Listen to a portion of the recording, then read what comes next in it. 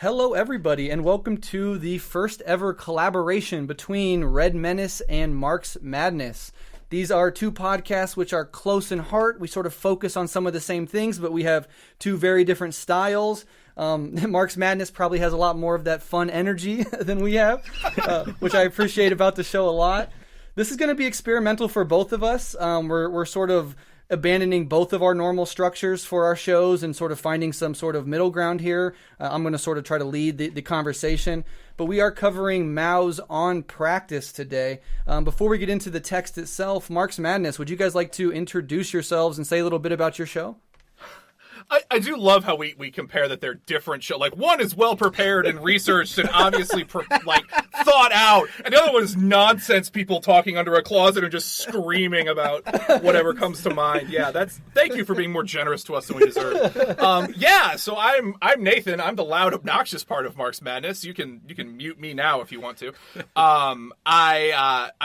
In the general elevator pitch for our show, I would be the stupid one that did not know anything about Marxism at all prior to 18 months ago when David drugged me into this closet and forced me to start reading Capital with him. and now look at us. Now look at us doing things with real people. It's amazing. Hooray.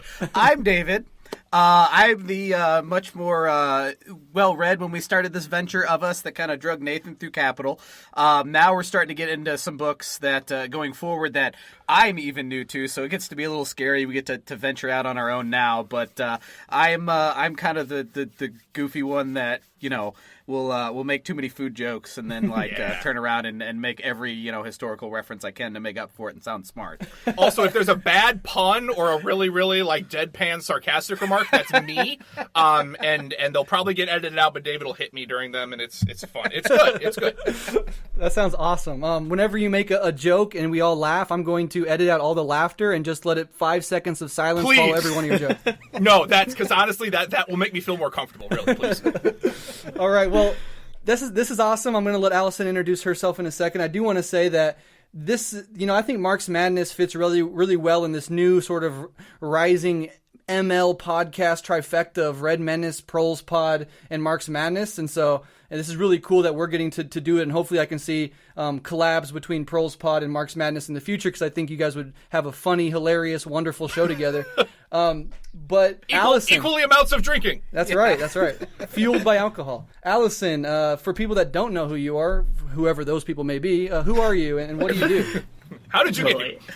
Right, so I'm Alyson. I'm normally Brett's co-host on Red Menace, and that's mostly what I do. I write stuff on my blog, and I also was on Rev Left a few times before we started collaborating, and I'm honestly really excited for this. I've been kind of deep diving on Mao recently, and I am really, really ready for this conversation. Awesome. Yeah, we just did On Contradiction on Red Menace, and that should be out very soon. We're almost done with the editing process, and so jumping from On Contradiction to On Practice is natural, and it sort of, reading both pieces together really helps you understand the opposite piece really well. So I really appreciated that. Does anybody have any opening thoughts? What are your initial reactions to reading Mao or reading On Practice? I'm a big person. I mean, Nathan says he lives for context, and I think he maybe does more than me, but I'm a big person on context, and so it was really interesting to kind of tie this work to the context, because it was in China. It was right after the Communist Party of China had taken Yan'an, which became kind of their headquarters.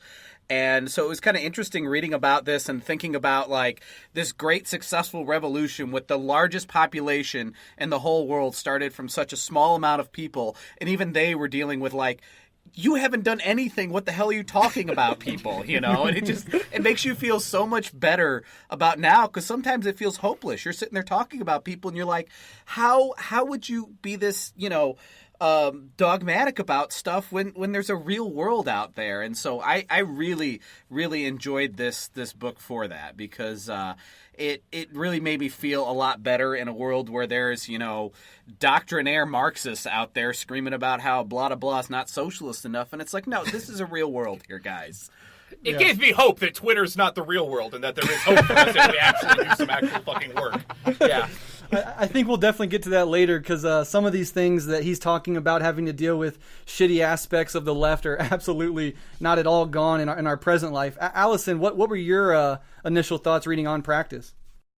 Yeah, so I mean, I guess I was reading it largely in the context of having just finished On Contradiction, right? And I think it's really interesting to see sort of the epistemology that Mao builds into On Contradiction really fleshed out. Sort of when I first encountered this text was in grad school, actually, and it was in the context of me and a few friends sort of being shocked by, like, wow, Mao was like this really thorough philosopher, and no one ever really told us about that. And you get into the text, and there's a really profound just theory of knowledge here that I think is way beyond what people expect from, you know, a revolutionary theorist. Like, it's intense philosophical detail that's really impressive. Yeah, I totally agree. I was taken aback. I mean, once we started reading On Contradiction, I was really impressed with Mao's philosophical ability. And here again, I'm really interested in how he's really not only dealing with politics. I mean, he's dealing with other subfields in philosophy. He's talking about rationalism and empiricism and contradicting, you know, his theory of knowledge, or the Marxist theory of knowledge, to those other predominant theories of knowledge. I thought it was really interesting, really well said. I mean, this is somebody who's writing about complex stuff, but he does it in such an accessible, clear, sober-minded way that, you know, almost anybody could pick this text up and understand to some extent what he's saying. And I think, as Alyson pointed out in our On Contradiction episode, that's a huge strength of Mao altogether. And that's something that, insofar as we can replicate that in our own work, we absolutely should. Absolutely. And I think that was the striking thing, again, coming... I have a philosophy undergraduate degree, so again, Alyson bests me in that field quite handily, I would imagine. But from it was kind of horrible that I'm going back through all of my undergrad stuff and going, wait, hold on. Now, why the hell didn't we get to read this? Why wasn't this included? Like, this is such a more concise and accessible... Like, you're giving me Hegel, and I could be reading this? Why? Why did you do that to me? But it struck me really... Mao and Stalin both, I think, had that quality where it was, you know, very, very, like, profound ideas spoken very plainly, and I think that's powerful, and I think that's something we kind of sometimes lose sight of. Like, I think we're kind of trying to reinvent the wheel a little too much, and the way they could just talk to everybody was so powerful in this work, especially. Yeah, speaking for myself in my own philosophy training as an undergrad as well, like I spent weeks learning about logical positivism, and never don't once. You do that to me, I Brett. know, No. I hated it. Don't drag me back there. It's the worst part That's of my my undergrad Vietnam. experience. No. That's my Vietnam. Yeah, so it's so sad that I had to spend so much time learning about that, but never once was Mao even mentioned. It's crazy. All right, well, let's just go ahead and dive into it with regards to maybe laying out what Mao lays out, which is sort of this Marxist theory of knowledge. So if anybody wants to take a first shot at sort of summarizing the basics of the Marxist theory of knowledge as laid out in this text, have a go at it. Please be anyone other than us, because we just read it and yell. If you ask us to synthesize something, we're going to fail. I mean, I'm down to, maybe we could start with one of the really early claims he makes about the relationship between production and knowledge, since that's sort of what he's building off of. Maybe we could try to unpack that. Yeah, please do. That I had a little sounds trouble well with that thought out and prepared. Thank you, Alyson. Totally. So for this is actually just the second paragraph in the text. I'm just going to go ahead and take the beginning of it. So Mao starts by saying that, quote, above all, Marxists regard man's activity in production as the most fundamental practical activity, the determinant of all his other activities. And then, man's knowledge depends mainly on his activity in material production, through which he comes gradually to understand the phenomena, the properties, the laws of nature, and the relations between himself and nature. And through his activity in production, he also gradually comes to understand, in varying degrees, certain relations that exist between man and man. None of this knowledge can be acquired apart from activity in production, end quote. So that seems to me like a pretty central starting claim that maybe we can try to wrestle with a little bit. Yeah, so I'll just take my first stab at that. You know, at first I was sort of thrown off, because if you think of production in the narrowest terms, it can sort of be like, wait, all knowledge depends on our activity doing production. Is that really true? How far back does that go? But I think and as you read on, he sort of makes this clear, I think, that material production in the broadest sense of the word is like, how do humans sort of, you know, get their material necessities? How do they engage with the natural world in such a way as to extend their own life, to get food, to build shelter and clothing, and have communities? And in that broad, deep sense of just productive work with nature itself, I think you can sort of see the starting point of Marxist theory of knowledge that Mao is starting with here. Do you agree with that? Am I off here? Does he mean it in a narrower sense?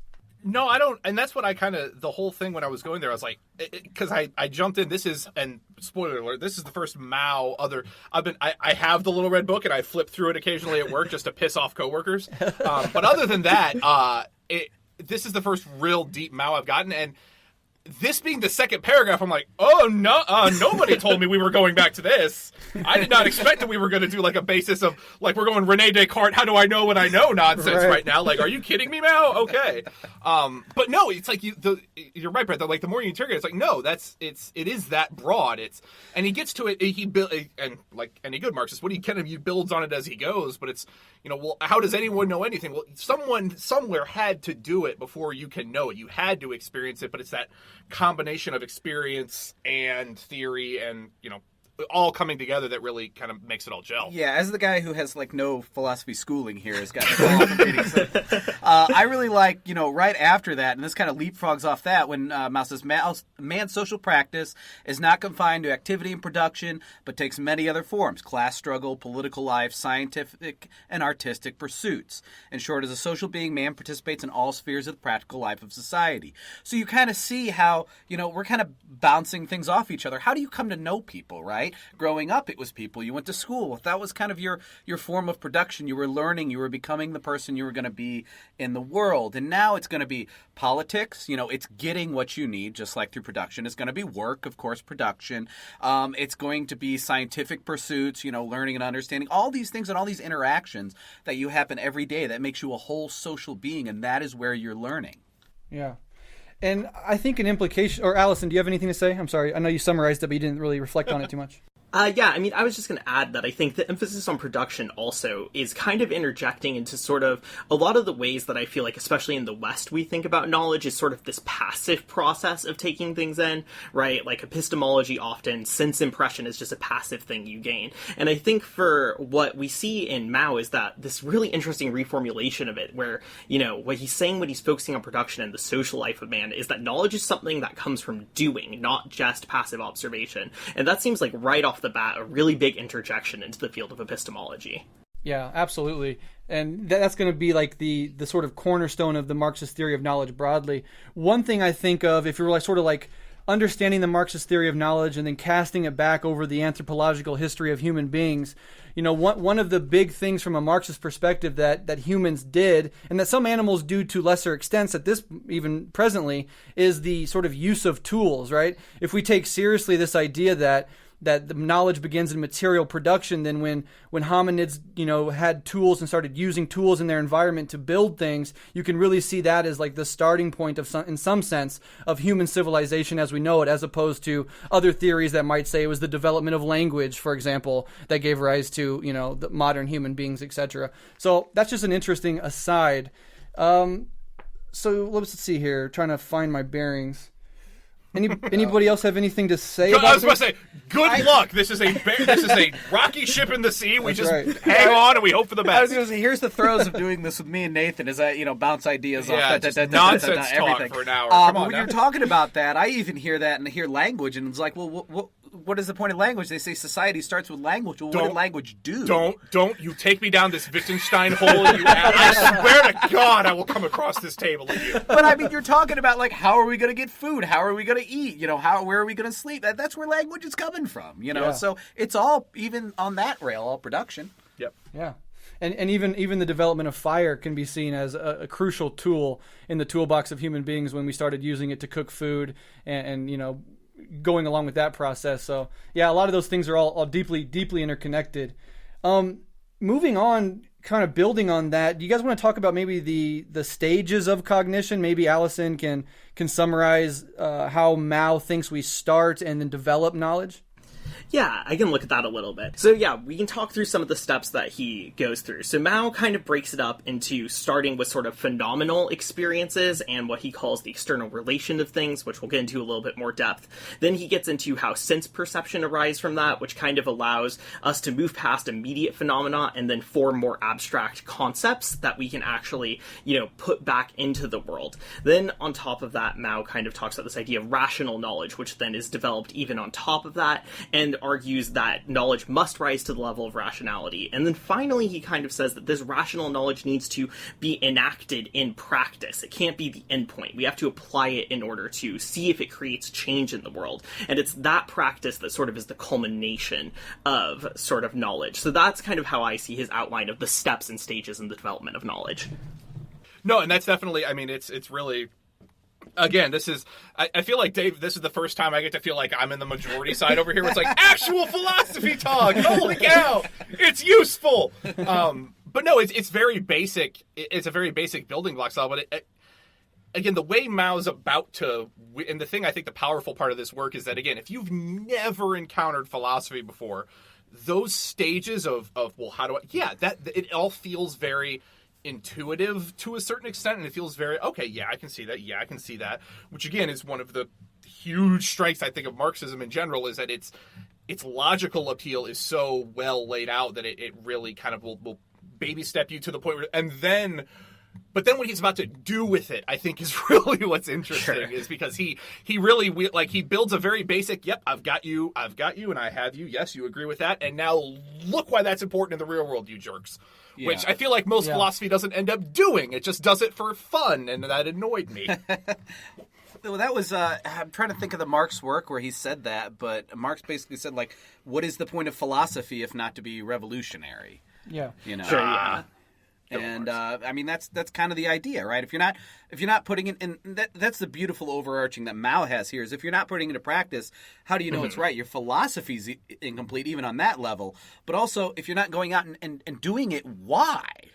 Yeah. You know, it's all a matter of building knowledge to get this goal done. Yeah, and that emphasis on practice as being a part of the generative process of knowledge, that, you know, Marx, in that famous quote that you're referring to, the philosophers have only hitherto interpreted the world, the point is to change it.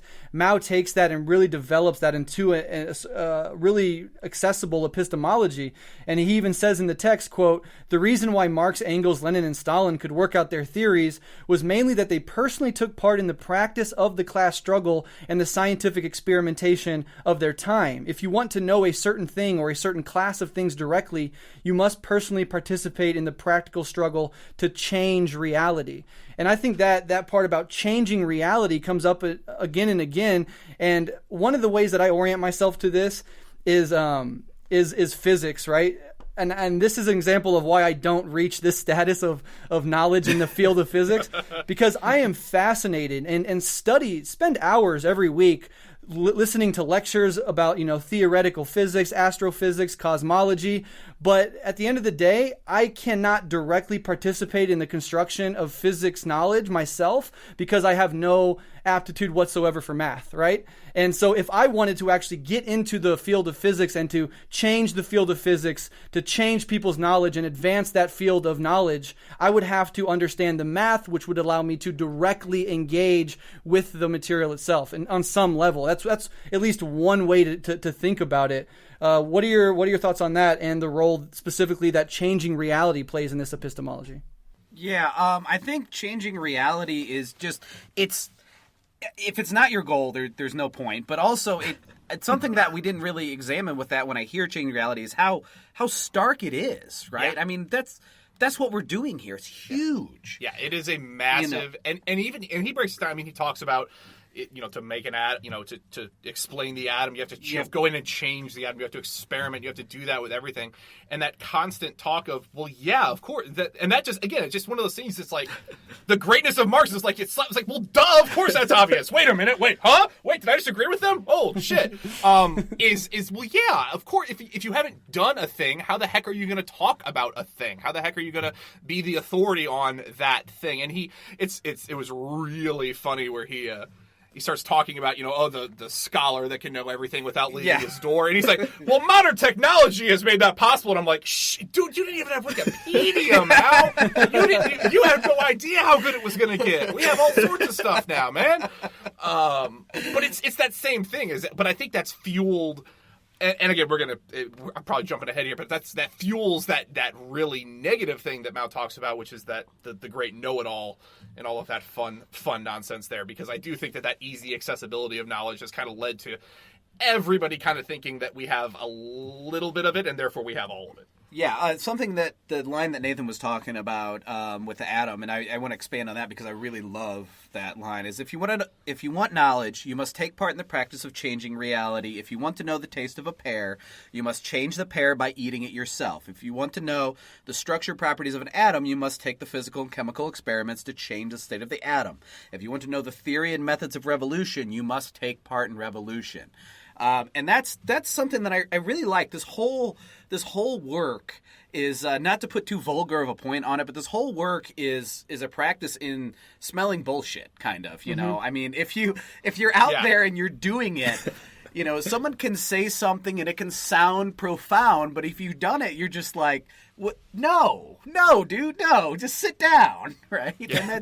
And that's what this whole work is. You know, he talks about the smug, arrogant person who came in thinking they can lead on the first day versus the people who have failed and have had to learn to lead, you know, and it's all kind of in that same flow. Yep. Well, sort of coming from that last idea, I think also that you hit on something really interesting, right? Which is I think this text gets at this idea that failure is part of the learning process in a really cool way. And that idea that, yeah, you have to not just be active, but you have to also see the limits of your ideas by participating in revolution. So I think what's cool with Mao that you get over and over again is this idea that setbacks are a learning opportunity that can further our knowledge. And that, you know, when we even get pushback from other people, that's something that produces better knowledge. And so there's this cool focus, I think, that he has on way that activity and participation, even when they feel maybe subjectively like negative experiences, still sharpen knowledge further. Yeah, absolutely. And I was also thinking, going back to Alyson's summary in the beginning a little bit, touched on it, which is these sort of stages of cognition.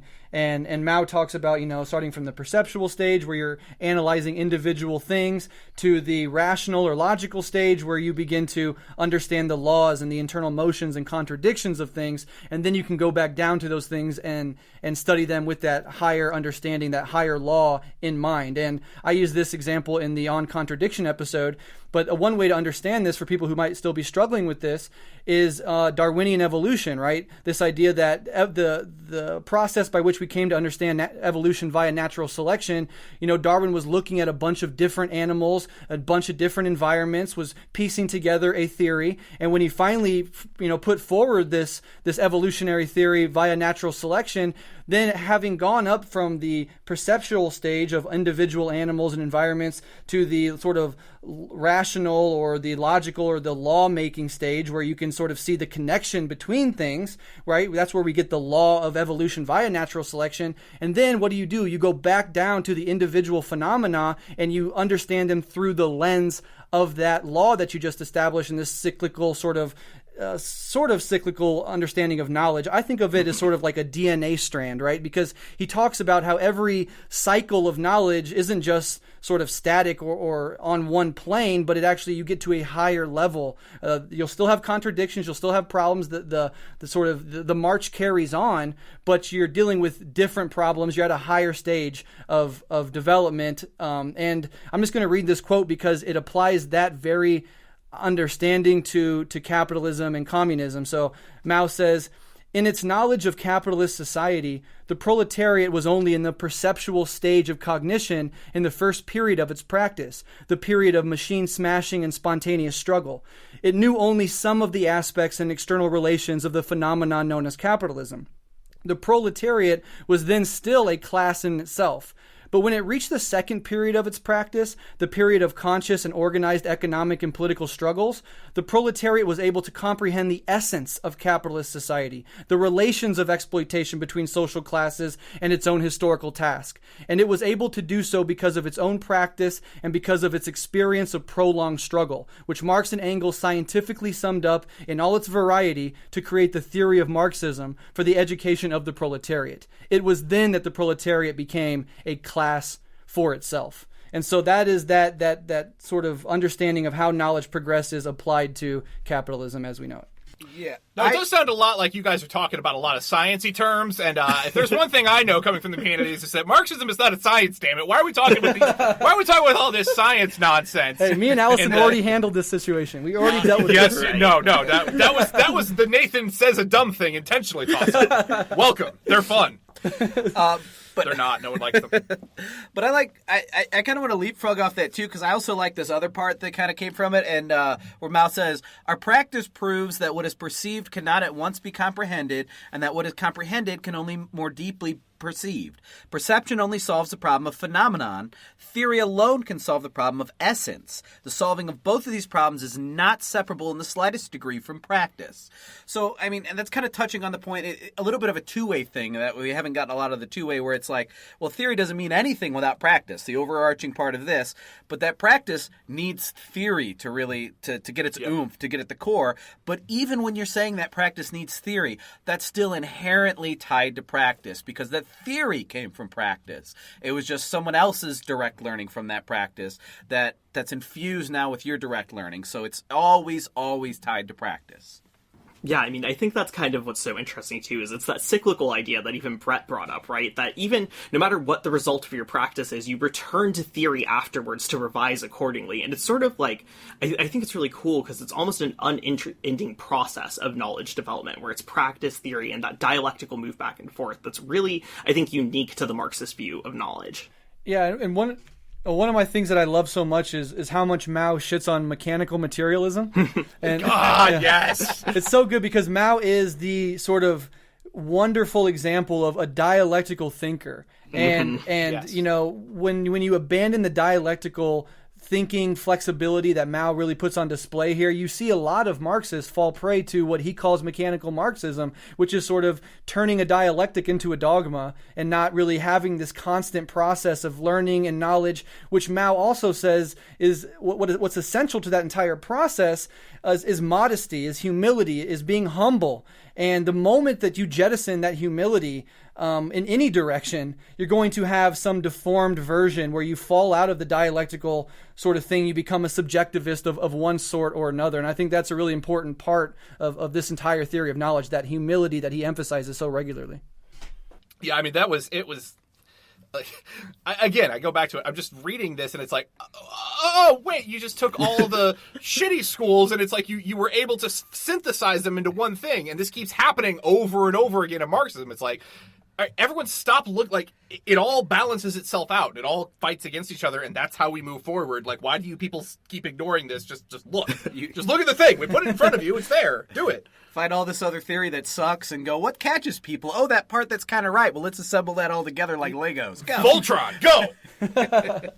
It is so cool, though, the way he does that synthesis, right? Because, like, thinking back to my undergrad classes in philosophy, it's just constantly reiterating this empiricism versus rationalism divide that's so big in Western philosophy. And it's really awesome just seeing Mao be like, well, rationalism is part of the process of developing thought, and empiricism is another part of it, but both of those don't fit the whole story, and we have to understand them in a dialectical relationship to each other. And it just reframes all this boring reading of Hume and Locke and Descartes and Berkeley and all these people in a way where I finally feel like they're kind of useful for once. Yeah. Oh, see, good. I'm glad you had that opinion, Alyson, because my opinion was that, oh God, they just made it worthless. They made my entire 4-year undergrad worthless with 3 paragraphs, because Matt was like, ignore all of them, just put it together and use both sides of it. It's not a battle of the bests on both sides. It's just, let's take them both and put them, like, why not have chocolate and peanut butter? Let's make it great.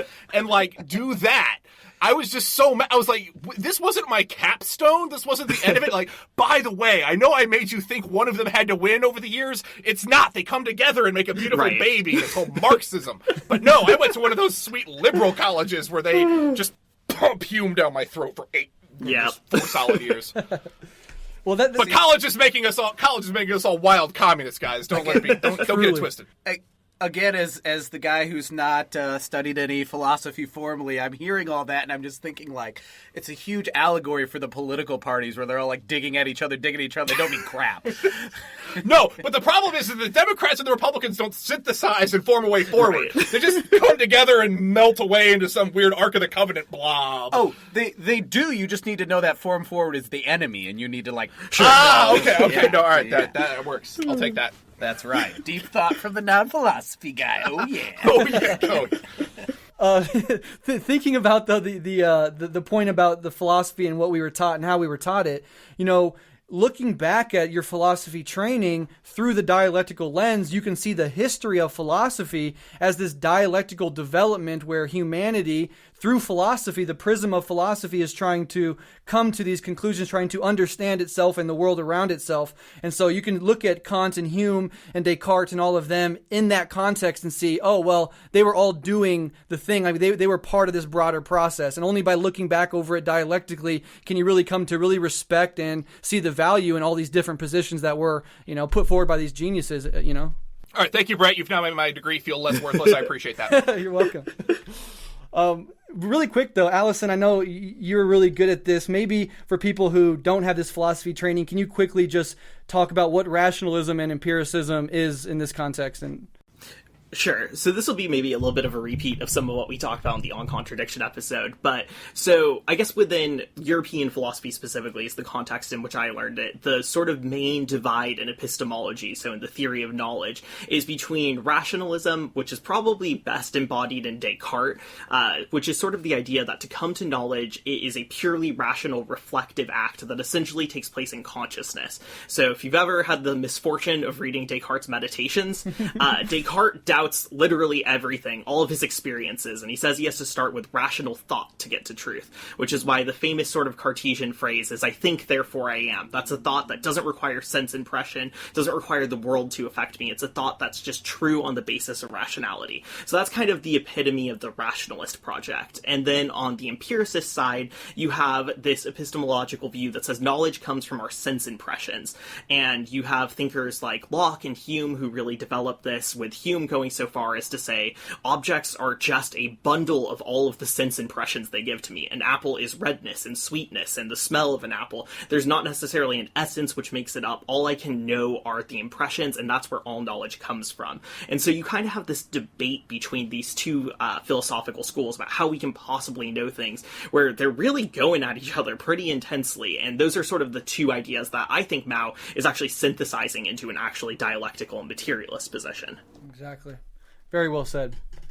Yeah. So, and just as someone that is catching a little bit of that for the first time, I'm hearing like the whole like smugness of Ben Shapiro versus like if a tree falls in the forest and no one hears it, does it really fall? And I'm just like, oh God, thank God we got past that. No. Don't get it twisted. Everyone on the libertarian right are like first year undergraduate philosophy students who think they figured it all out and stopped. Exactly. That's every single one of them. Just like they do with econ. It's amazing. Now I feel dirty. It's incredibly true, though. I mean, that sort of right libertarianism is so weak. It's so unthought out. It's so non-robust. And as much as it wants to pretend that it's some intellectual pursuit, or this is, representative of conservative intellectualism, any prodding or looking into it whatsoever, it just all falls apart. It's just because Atlas Shrugged is really long and no one else wants to read it. That's all it is. They just point to that. It's their version of Capital, and but it's bad. And I've read them both, so I can say that. No, I mean, honestly, though, if you look to, the theory of knowledge that Ayn Rand develops with objectivism, right, it's so much just more boring than what Mao is giving us. Rand just starts with this truism of A is A, and we can know objective statements with no real reflection on, the process of getting there. And then with Mao, you have this incredibly dynamic, and again, much more humble project that's getting developed, and it's just shocking, the difference in theoretical depth. Yeah, Mao does not make you sort of take on board any abstraction to begin the project. You'll hear these political theories, especially liberal political theories, that, want to talk about the veil of ignorance or the state of nature or the social contract, these abstractions on top of abstractions, which a lot of times are used as the starting point for their philosophy. And when you have such, abstractions as your starting point, you're almost always going to be led to some form of idealism, which is just, representative of liberal philosophy broadly. Well, yeah, something else there too is liberalism. It really takes on something where words aren't just something with meaning and actual real world impact, but they can truly be weaponized. And me and Nathan always touch on foreign policy stuff all the time, and you can always just say human rights with liberalism and something, me and Nathan we're recording it today, but it'll be out before this episode. Yeah. We'll be talking about, weird future stuff. Since we're going to be touching on our other episode with Walter Rodney, we'll be touching on a little bit of Zimbabwe and how Mugabe was deposed a year and a half ago. And, it was, the horrible thieving these farmers' land and destroying this economy. And he was lowering exports to raise the quality of life of people in that country, and he was taking land from white landowning, exploiting farmers and giving it to local African people, but it was a human rights violation. I mean, everything, you can just do that kind of thing with words, with liberalism, because you've got this enlightened term and you can just club anything you can with it, and what do people know better? Yeah. Exactly right. All right, does anybody want to say more about the theory of knowledge or the specifics of it before we get on to, I want to get into, talking about its implications for, theory and practice today, or how this directly relates to, the communist struggle overall. But is there anything else you want to talk about epistemology before we move in that direction? I was going to maybe give one more maybe simpler example for people to understand in terms of if they're having trouble with the abstract structure of the development of logic that Mao talks about. Cool. So this is maybe silly, but there's this YouTube channel that I watch that I really like. I don't know if anyone watches Mike Boyd, but his whole thing is that every month he picks a new skill to learn. And he'll sort of pick things like card throwing or something like that. And I actually think you can see Mao's theory of knowledge map onto these little 5-minute videos about learning a new skill, where if you watch his card throwing video, that starts really with the perceptual level. He picks up the card, he feels its weight, he's getting a sense for it, and then he just kind of takes a throw with it with no clue what's going to happen. And as he does that a few times, it gets to that second level of knowledge with the sense impression, where he's feeling the weight of it in the throw. He's feeling how it can work, and he starts to come up with abstract concepts of, if I spin it this way a little bit when I throw it, then it's actually going to fly better. And actually, as he moves on, he usually ends up coming up with kind of a comprehensive list of techniques and moving on to this rational level where he's starting to get into what the physics of it are after experiencing all of it. And at the end, it really goes back to practice, and he has this skill that he's learned that he's really good at following those same levels.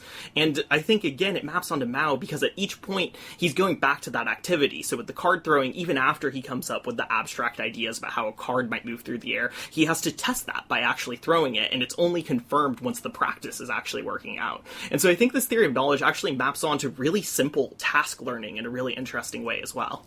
Fascinating. I'll have to look that up. That sounds incredibly unique and interesting. I know that this whole thing applies very well to me as a parent, this sort of process of learning, because you enter parenthood with a bunch of abstract ideals about how you're going to do this, how you're going to navigate that problem, and it's so easy to point to another parent and say, I would never do it that way, I'll do it this way. But when you have kids, it's sort of that dialectical process begins to happen. You try things, and hey, what worked with my daughter, who is now 10, does not work with my 4-year-old son. And so I have to switch it up. I have to come back. I have to learn new tactics and then approach it and see what works and what doesn't. So in every field of learning, you can see this process take place, and it really helps clarify what Mao is talking about throughout this text.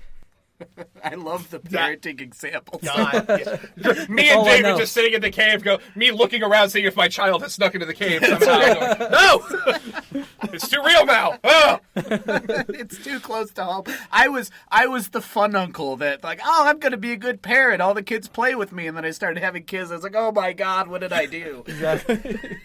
Start apologizing to random brothers and sisters. I apologize for what I have done to you. The dialectics have taught me better. Yes, we're moving forward. Positives. All right, is there anything else we want to touch on before we move on? No, and I don't like that you made me relive my empiricism. I don't blame you for this, but I'll blame Mao for this posthumously. I should get a retroactive increase to my GPA for this last 20 minutes. For real.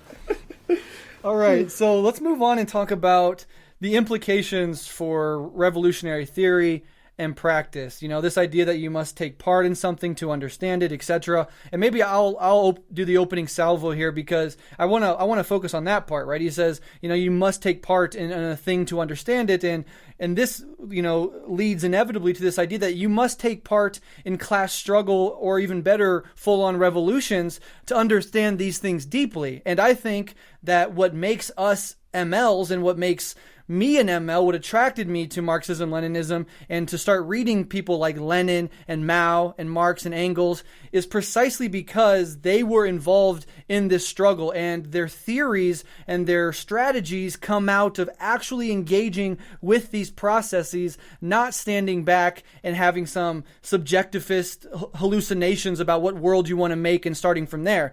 And so, I think that is the huge benefit to the theory of ML and MLM, is that who we look to guide us, who we look to learn theory, are the people who have actually taken part not only in class struggles, which I think all of us have taken part in various ways, but world historical revolutions, right? Successful topplings of the capitalist society and the beginning of the construction of socialism. And that, I think, is unique to ML and MLM, specifically on the left.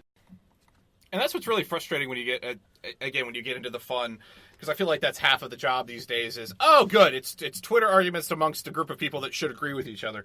But it's like, it's not, when reading, again, as I look up at my fun picture of Stalin that we have up in the cave, this is not, as much as it feels like we distill it down to, individual names, and that sounds like a weird, great man, It's not like we listen to these people, and David had been saying this a long time when we first started the podcast. We don't read Marx because he's Marx. We read Marx because he's right. We don't read Lenin because he's Lenin. We read Lenin because he did the damn thing, and then he wrote us a book about how he did it, guys. Yeah. Like, it's a fucking instruction manual from someone that pulled it off. Why would you not? You would have to be an idiot not to look to that and not to read that.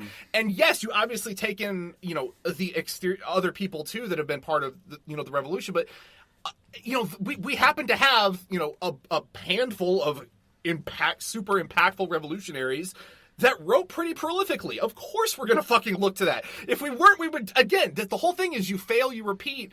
And obviously I don't think Lenin especially just didn't get the time to, reflect too much on what happened before he passed. But, again, learning, okay, well, here's what they did really well, and then you have to kind of armchair back and go, well, I would do, again, but that's everything we do, is we're armchair quarterbacking, well, I would do the Russian Revolution this way, and it would be better. It's like, motherfucker, no, you wouldn't. You're not, these guys were doing it. Don't tell me you would. And again, Mao just gets into that. It's like, no, you're not gonna, only an arrogant idiot would walk in and say, no, I can totally do this better without ever having been a part of a revolution. And just unfortunately, most people, especially people in the West, especially people in the United States, and especially people sitting in a closet in the middle of fucking Missouri, don't get to make comments on what freaking, we don't get to comment on how someone else did socialism. We can take that in and absorb it into, when the revolution comes and we get a chance to participate now. But the concept of being able to, sit back and go, oh, they did this completely wrong, and I know I've got this now because I've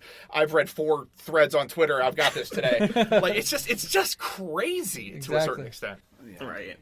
It's so interesting, too, because I feel like with a lot of, tendencies, especially more on the ultra-left side, it's this idea that, if we can find the one historically forgotten, obscure theorist who was sort of peripheral to a movement and revive them, then that's going to fix the entire thing. It's just so the opposite of what I really think you should be looking to in order to figure this out. Yeah. Look at all the failed sons of history and find which one of them kind of sort of made sense but never got enough attention. I think that's where you get revivals of Bukharin and Rosa Luxemburg a lot and stuff too. It's like there's good points in some of those theories, just the totality is mistaken. But then people go, oh, but they're not the Marxist-Leninists, so we can make them one of the good Don't ones. Get it twisted. A couple of months ago, I think Jacobin tried to resurrect Kautsky as a good guy to follow. My God. I don't know. We'll do it with everybody. It's coming across the board. Well, there's 2 things there that I think are important, is that represents in some cases a sort of subcultural impulse, right? I want to find the thing and be into the thing that nobody else is into. And that's big in our popular culture broadly. And so that gets manifested on the left in that way. And it's also, as Mao talks about, a sort of subjectivist error. If what you're looking for is to find something that is super obscure, that nobody else really knows about, that you can know a lot about, and that can be your tendency and that can be your identity, then you're really putting the cart before the horse. You're putting your own personal subjective preferences ahead of actual humble study and self-education, and that's always going to be a problem. And then with the whole not even reading Lenin and Mao and disagreeing with them, which is totally fine and understandable to some extent, but just the off-the-hand dismissal of Lenin and Mao that you see from so many aspects of the left, I think speaks directly to that point that Marx Madness, one of you guys made earlier, about these liberal words and terms and how they're used. You use the example of human rights, and it's just sort of a conversation ender. Well, we have our own terms in our own little sphere of left politics, and that's words like authoritarian. These words that have no meaning in a vacuum can be hurled at these thinkers and these movements, and that's just a way to not think about these things, but to just get that concept out of the way so you can talk about other things. And so that liberal impulse pops up in our left circles in exactly that way. Yeah, 100%. Yeah. Something else that makes me think of is the idea that people always want to have like the perfect nuanced take on foreign leaders who are under like U.S. attack. Like, what if I praise Assad and he is bad? And instead of thinking like they're being lied about so that the largest power in the world can come down on them full boot and bomb, calm the hell down and defend him against the lies. This is not the time for your nuanced take on Venezuela. Let's fucking figure out what side. What is the actual implication of you being an idiot right now? Let's stop that. Stop that. Yeah. Exactly. Oftentimes, that form of chauvinism is a sort of subjectivist error in and of itself, right? It's like this. Not only do I know better than these people that in a country I've never been to, but I'll tell you exactly what my nuanced take is on Maduro as he's trying to fight off a coup from the north. I mean, it's the most narcissistic thing you can do. Right, well, it's not even just like, this is what they should do in terms of foreign policy. I'll see people on the internet be like, this is how I would run the Venezuelan economy. And diversify our investments in different industries. That's just like, is that how? I've taken 4 poli-sci courses, and I'm studying to be an investment banker. I've got this. Well, and I bet not a damn one of them understands anything about CLAP. Is that the name of the program where they say CLAP, the communes, the local distribution, any of that? They're just like, oh my God, they invested too much in oil. Yickety-yickety-you, and they just go off. And I shit on a lot of this stuff, but it doesn't come out of a place of like, sort of narcissism on my end, because I know this stuff because I lived through. I was that leftist for so many years, and I've had to do a lot of work to get beyond that, and that required a lot of humility on my part. But I could, at certain times in my political development, was exactly one of these people that I'm shitting on. So this is not me attacking other people. This is in a lot of ways me attacking my own self at an earlier stage. Mm-hmm. And I think that's a lot, because I think I'm the worst case scenario of the group for sure, because I was hardcore libertarian for a long time. I worked for a Republican senator for a while. I was all on that side of it, and it's really any time I come at that snark, it is very easy to look online and see those people and go, oh my God, I'm so glad I wasn't hyper online at that time. Because I would have said some of this dumb shit. Oh my God, I would have said that. Like, and anytime I engage with people on Twitter, I'm like, man, I'm just hoping to get you to realize that you should have deleted this tweet like 4 hours ago, and maybe you will, and this won't come back to haunt you, because if I have to purge my life like constantly, because it's bad. You have to you kind of forget it at a certain point on this, because again, it feels like, I think that's the weird secret of Marx, is even when I was a hardcore, I was watching Milton Friedman videos every day, because man, that was the shit. Man, I had a weird college experience. Not everybody else watched Reagan's 1964 National Convention speech on repeat. Christ. That was just me. Okay, cool. Yeah, no, I hated myself. I had a weird. Trust me, I've had a lot of self-crit to get here. But it's like you get to this point, and it's like, well, shit, yeah, I've read both sides of it. I know exactly what you're going to say on that side because I said that shit. I've read this side, and I agree with it. You've only read your side, and you're calling me an idiot. Come on. Like, just at least engage with me on the same level. At least pretend you have that level of intellectual curiosity instead of just dismissing it out of hand. And it's just like that I know I was you. Just please come with me. I promise you, it's better on this side. Mm-hmm. We're going to solve stuff. God damn. Yeah. There's kind of a difficult contradiction there, too, because you get the people that are wrapped up in their little bubble, and you're saying, you're in your little bubble, and then you change, so you are the one that knows both sides, and they're like, you're just wrapped up in a cult. You're just... like, what? Again, Exactly right. the big giant picture of Lenin above us doesn't help the cult thing, but I'm okay. That's a hit I will take. All right, anybody else want to say anything else before I move on a little bit? Yeah, I did have one other thing to break out there on the experience is something it relates to, and now I'm trying to think. It was in my head now what we first said, and it was relating to protest. And now he's doing the hand gestures. All right, this is the time we move on, Brett. This is the time where you hit a bookmark button and you move past it because David has had a thought and it's gone. But it happens a lot. It's okay. But I feel like the kind of the subject we're on practice versus knowledge, and he's doubling down. He's really going to come back and try and find this one, guys. No, he's going to get. He talks at the end about adventurism too, and so it makes me think. Something you deal with in protest is first you have the oh my God, my property, people that'll like praise a march. Like, we've accomplished something. We've marched people out there. Oh. Ta-da. Never ask like what the march does. And then on the other hand, you have adventurous that'll hear like the MLK quote on like, if a law is unjust, then it's just to break it, and think my job is to get arrested without thinking like, what the hell does that do? Yeah. And this kind of helps you understand like how we find the answer within that a little bit too is the mix of practice and theory. Without theory, knowing our bigger goal, we don't know, what we're going to do there. And without practice, we don't know that we can't look at someone breaking a window and go, oh my God, and that kind of thing. I've got the but David just keeps doing his I have the vapors face, and I'm confused by it, but I'm okay here. Well, you know that MLK line about if a law is unjust, break it. For years I used that as justification to smoke weed every single day because I was like, this law is unjust, and I am going to actively break it. I'm an activist. That is exactly what Dr. King had in mind when he was doing that, I believe. Yes, that is the correct interpretation.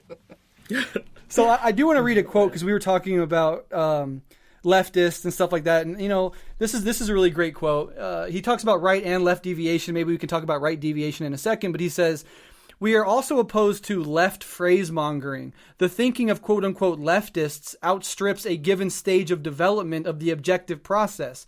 Some regard their fantasies as truth, while others strain to realize in the present an ideal which can only be realized in the future. They alienate themselves from the current practice of the majority of the people and from the realities of the day, and show themselves adventurist in their actions. And he goes on to say, idealism and mechanical materialism, opportunism and adventurism are all characterized by the breach between the subjective and the objective, by the separation of knowledge from practice. And I think that's a wonderful way to understand. We recently did a Lenin's left communism and infantile disorder. Yeah, and that was good. Yeah, they're getting at similar. Thank you. They're getting at similar things there, and I think that's really important for us to remember.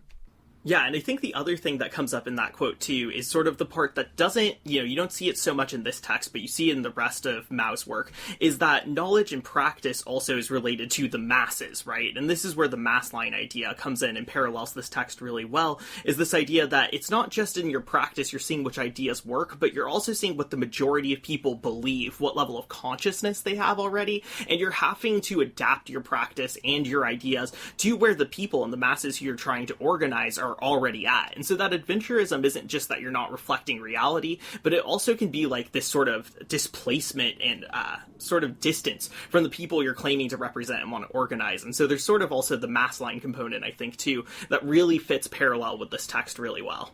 Absolutely.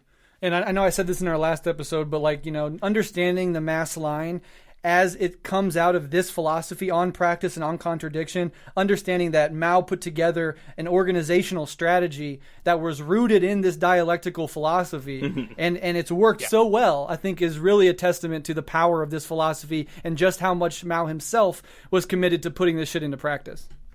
Yeah, again, it goes back to that we're not reading Mao because this, we're not reading a work about on practice because it sounds good in a vacuum. It's like, no, it established one of the largest, communist countries in the world and has come up with an underpinning that allowed it to survive as long as it has. I mean, that obviously has an underpinning that is important to look at. And again, it's what Mao said. It's you look to the failures of someone else and you move forward. And I think me and David talk about this almost all the time, especially when I was working my way through all of my super bad takes and awful programming. But just every single country, every single group, every single community is going to almost self-determine in a different way, and you kind of don't get to comment on that to a certain extent, if you are on the outside, if you are so far removed from it, it's we tie it in again to Venezuela all the time because it's just the most recent one that we can talk to. But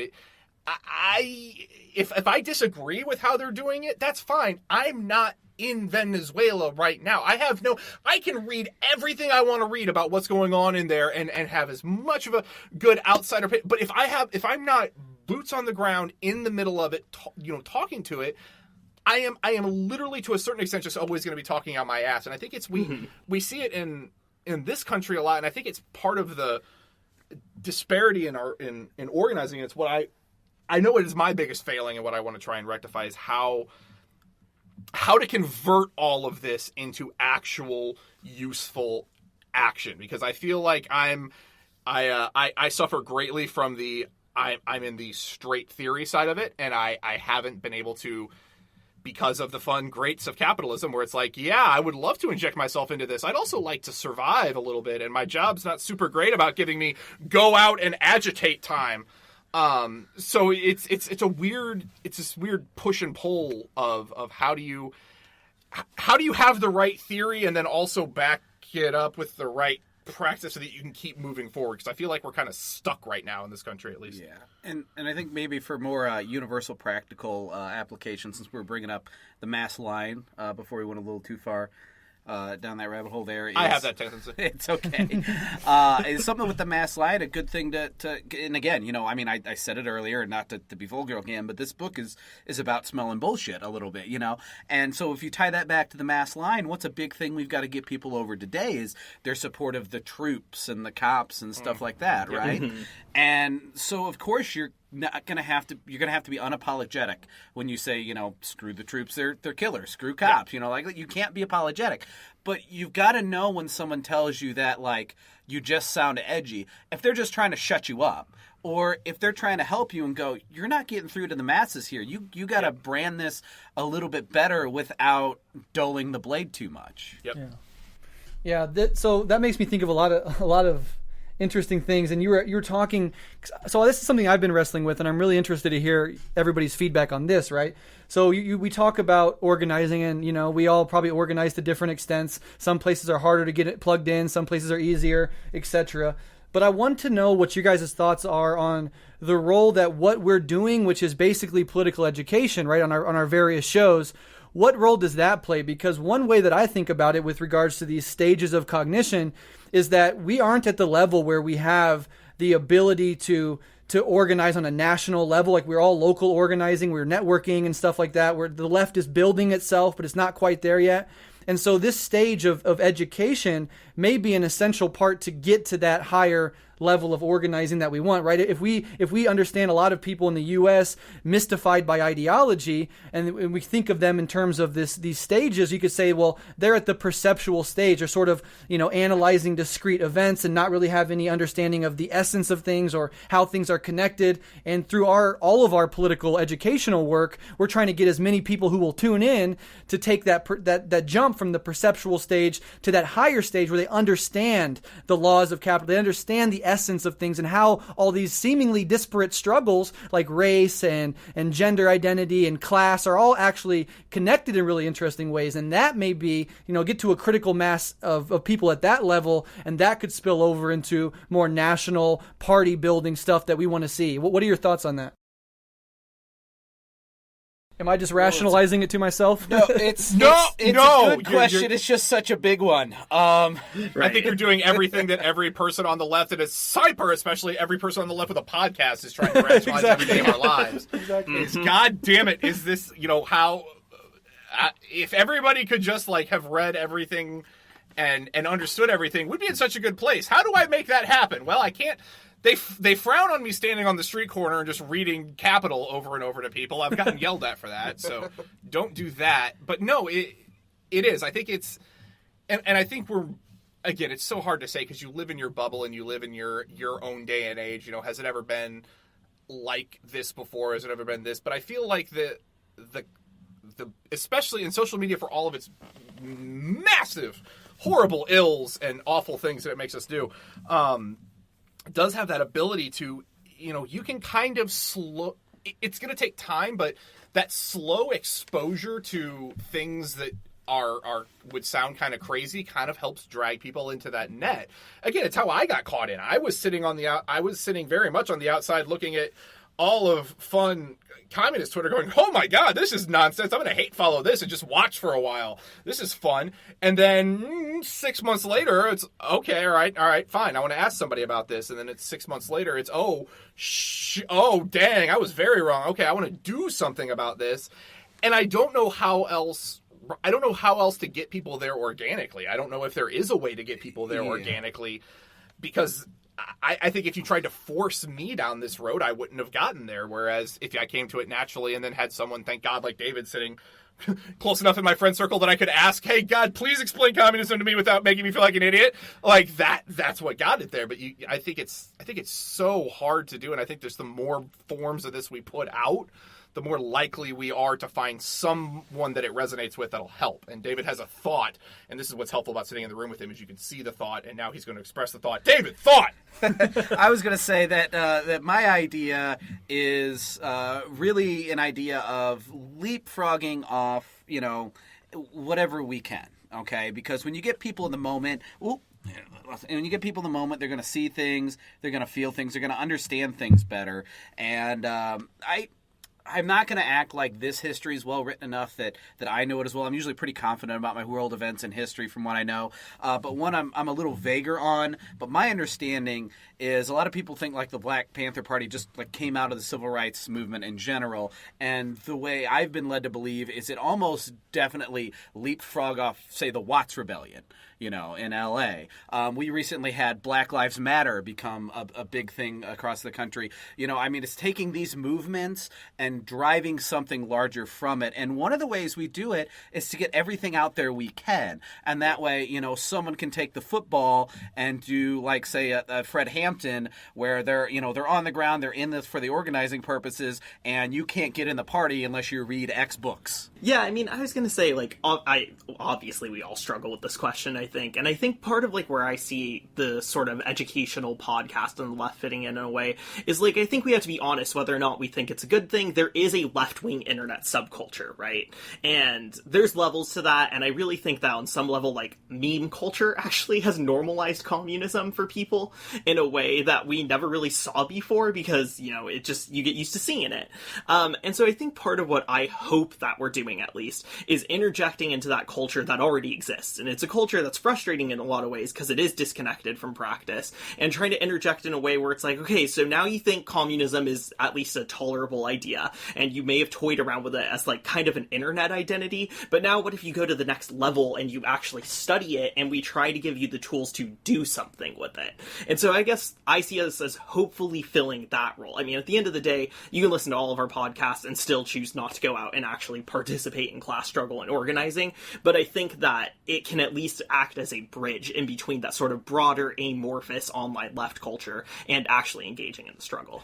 Yeah, that's insightful, and I agree. And another thing is, like, not every single person out there in the world needs to be the best organizer, or even needs to be an organizer necessarily. Like, if this movement gets big enough, you're going to have just a huge chunk of any population that is just sympathetic to your cause, right? Mm-hmm. That you might have educated, but they're not active until the time comes when they need to be active. And it's hard to see how big that segment of society actually is until the crisis comes. But I think on that level too, sometimes we overlook that, there's a role to play there as well. Like, we have to have people that are sympathetic to us, even if they're not outright organizers, for when push comes to shove, they'll be more likely to take our side than our enemies, And at the end of the day, I think you guys hit on it, and I can't remember which episode it was, but early on, I just kind of think, and I'm like, the need for, and I guess it was what is to be done then, it must have been, because it's the need for the part, and that took me a long time to get over, but that just seems to be the singular one thing that is missing right now, because it feels like you're on the precipice of a bunch of random events that are about to break out, and it's kind of spontaneous. You've got the yellow vest stuff, and then again, we had Occupy a couple of years ago. Oh God, it wasn't a couple of years ago; it was a decade ago. Oh shit! Oh God, you're old. I hate it. Oh, I hate this. But it's like, God, if there was just a part. These things are going to happen, and you need to be ready for them. And the way you're ready for them is to have a group of people that understand that can step in those moments and go, hey, yes, you were pissed off. Here's exactly why you're pissed off. And here is how we actually do something with it, and go. And it feels like we keep having those moments explode and then kind of go away without anyone being able to take advantage of them in a positive way. And that's, I guess, the biggest frustration now looking back, is it's like, God, they've done a really good job of beating down this cause to the point that there is no effective, even viable party of it right now, where we can't take advantage of these, this massive frustration that's growing. Just finishing off what Nathan said, hopefully what we're doing lays any kind of soil we can then for any kind of party to grow out of it. Because the better educated people are, the better they can, take it and run and become this party. Also, at the rate of expansion we're going at with Left Podcast, I'm pretty sure in a couple of years, we will just constitute a party unto ourselves. And so if we can just keep this spawn going of, I listened to Rev Left and that made me go to Painter, and then we start a podcast, enough of us will happen that we can pay it forward, create a communist party, and we've just got it. We don't need anyone else. We're okay.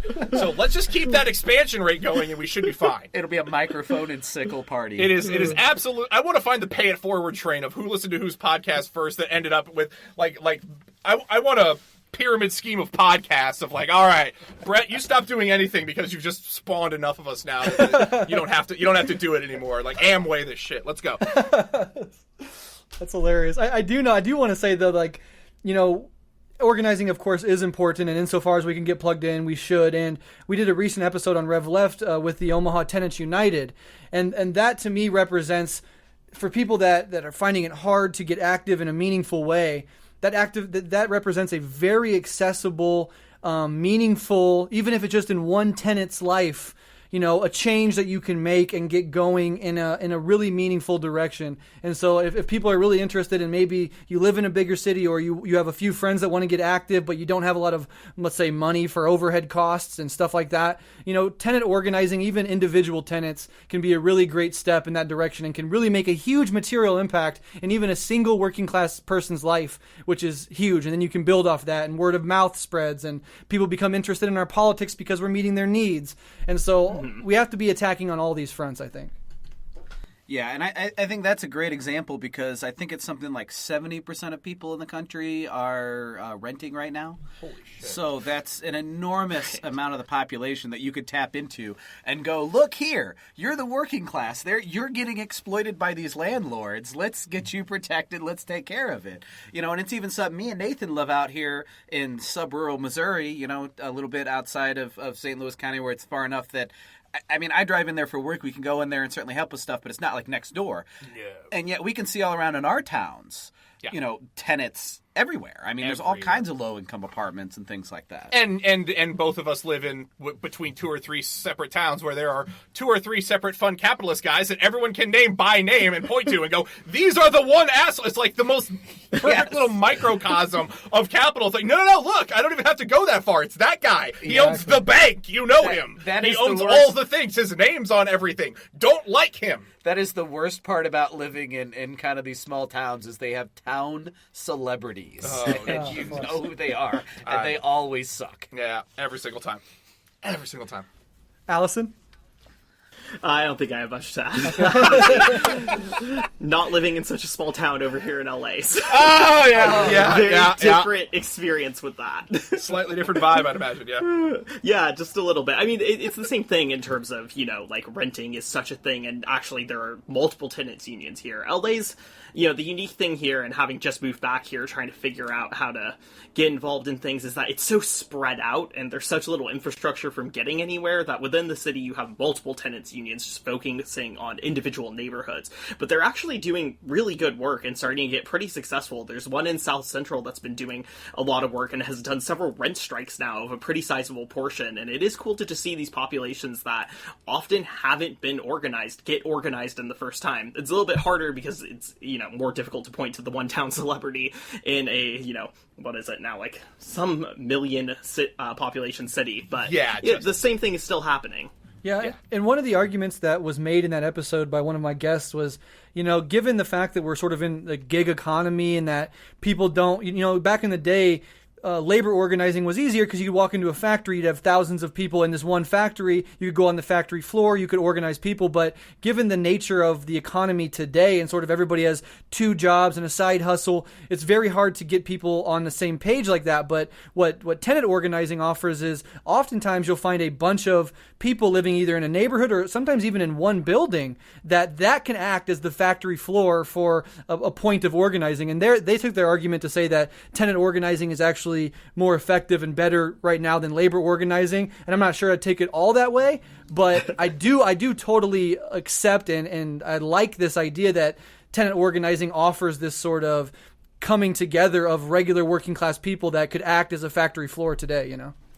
Yeah, no, it's definitely plays a really big role. I think the difficulty for it in comparison to workplace organizing is that in the context of workplace organizing, it's not just that it's a site where you can meet people's needs, but if you can disrupt strategic workplaces, right, that disrupts the economy on the whole and gives you strategies during crisis, which with tenants I think is a little bit harder to see how that would fit into a moment of exacerbating crisis if it became necessary. Yeah, great point. Like if you get the truckers to shut down or the longshore men to stop unloading docks, yeah, I totally agree. I think it depends, though, and I think again it goes to economies of scale. Again, and you in this town, in most towns they're so diversified and so big that again you screw one landlord, does that screw everything up? No, probably not. I can guarantee you, in the town I live in, if I go screw the biggest landlord, he also owns like 8 other things, and that source of revenue might be important to him. So again, it is interesting just to see how, and I think that's the biggest takeaway I've had from all of this experience has been just there are a billion different ways you can organize and that you can kind of poke at this system from within, especially if you're fucking in the Imperial Core.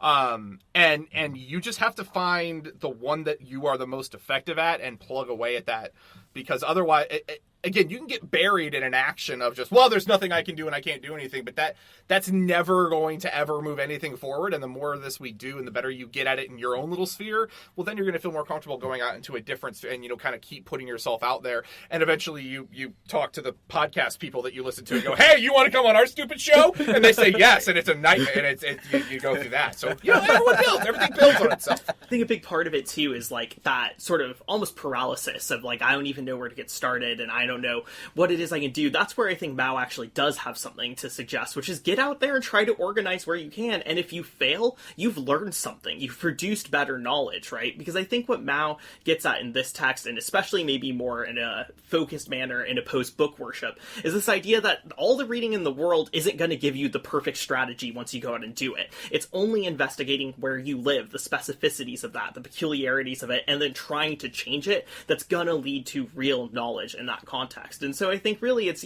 we do all get overwhelmed and get paralyzed with that, but just getting out there and trying, even if it's a total failure, is going to build for bigger successes in the future. Beautifully said. All right, so let's just ramp down here. I think we're 75 minutes, so this would probably be a good place to stop. Does anybody, let's just go around one time around the horn, and anybody that has any last words or anything they want to say before we wrap up. Huge pleasure to do this. Yeah. Thank you, David. Thank you for starting that way. That's all right. Holy crap. No, I'd like to say too, since we were just talking about organizing, and since it's out there in the real world, something to consider in this world is how important transportation is to people. And so if we're going to talk about like organizing and disruption and fight against like this huge gig economy, maybe we've got to start experimenting the way Mao says on transportation, because it's clearly a transportation economy, but we don't know how disrupted that is because no one's gone that direction. And until we try and fail, we don't know how to do it or what we can do or what obstacles we have. For sure. I will again go back to the default of thank you guys so much for for doing this. This is I still don't fully understand why you agreed to it, and I'm okay with it. This is surreal and awesome, but no, I just think mostly thank you, because both of your work is what helped get me into this space, and it's the first time I've not felt completely crippled by just, oh God, the world is ending and there's nothing I can do about it. And for my own mental health, thank you. Appreciate that. Absolutely. Alyson? Totally. Yeah, no, I mean, thank you for doing this with us as well. This has honestly been one of the most fun collab podcast things that I've done, and this has been, I think, really productive. I hope that people will find this to be useful, and, we'll get people to read this text, which I'm always trying to emphasize. It's not that long, guys. It's super easy. Right, it's so short, It's and so that's kind of nice. what I want to say is, go study Mao. If you liked this conversation, there's a lot more out there. Most of his stuff is really short, because it's from lectures or party addresses, and most of it is this level of philosophical depth, and it's really worth reading, so I would definitely continue studying Mao if you found these ideas to be useful. Yeah, and I would echo all of that. I love reading Mao. So accessible, so fascinating. Really makes you think about the world differently. And I was applying this sort of knowledge to understanding climate change and how to address it. And I said earlier, physics and parenting. So just the breadth of where this can be applied and how this can be applied is fascinating, and it really is enriching overall. And then I just want to say to Marx Madness, both you guys are doing great. I love your show. You guys are too humble saying why would we come on and talk to you. It's a great time. We're in a room full of equals having a blast and hopefully educating people in the process. So you guys are doing amazing work. Keep that shit up, and let's collaborate in the future again, because this is fucking fun. Hell yeah, this has been super fun. More in the future, guys. All right. Good night to our listeners. My telephone, it doesn't have a camera. If it did, I'd take a picture of myself. If it did, I'd take a picture of the water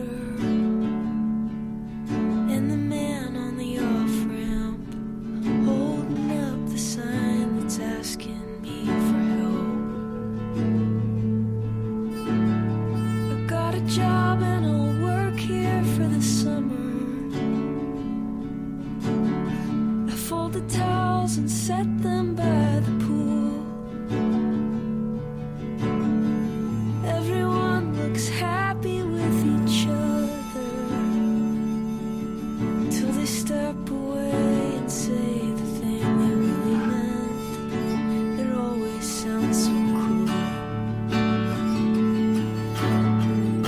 I didn't know what I was in for when I signed up for that run. There's no way I'm curing cancer, but I'll sweat it out. I feel so proud now for all the good I've done. I know a girl who owns a boutique in the city, selling clothes to the fashionably late. Says she cries at the news, but doesn't really, 'cause it's too much fun, there's too much time, and too much plastic money to be made. I didn't know what I was in for when they took my belt and strings. They told me I'd gone crazy. My arms were strapped in a straitjacket so I couldn't save those TV refugees.